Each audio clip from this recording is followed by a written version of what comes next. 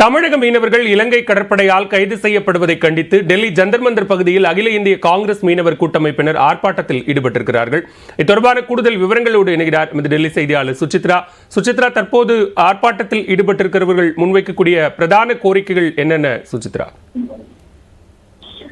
டெல்லியில் உள்ள ஜந்தர் மந்தர் பகுதியில் தமிழக மீனவர்கள் தாக்கப்படுவதை கண்டித்து காங்கிரஸ் சார்பாக ஆர்ப்பாட்டமானது நடைபெற்று வருகிறது. மிக முக்கியமாக தமிழ்நாடு மட்டுமல்லாமல் தமிழ்நாடு, கர்நாடகா, கேரளா உள்ளிட்ட பல்வேறு மாநிலங்களை சேர்ந்த மீனவர்கள் இந்த போராட்டத்தில் பங்கேற்றுவது மிக முக்கியமாக பார்க்கப்படுகிறது. அகில இந்திய மீனவ காங்கிரசினுடைய தலைவர் ஆம்ஸ்ட்ராங் பெர்னாண்டோ தலைமையில் நடைபெறும் இந்த ஆர்ப்பாட்டத்தில் தமிழ்நாடு காங்கிரஸ் கட்சியினுடைய தலைவர் செல்வ பிறந்தகை, காங்கிரஸ் எம்எல்ஏ ராஜேஷ்குமார், தாரகை உள்ளிட்டோர் இதில் பங்கேற்பது மிக முக்கியமாக பார்க்கப்படுகிறது.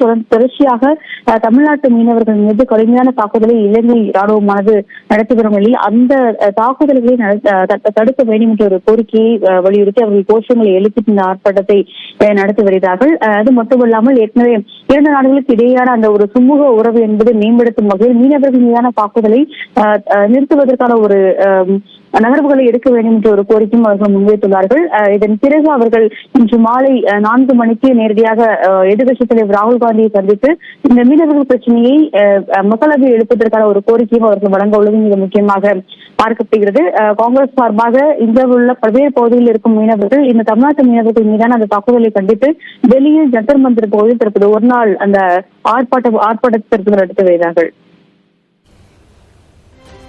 நன்றி சுசித்ரா, விரிவான விவரங்களுக்கு.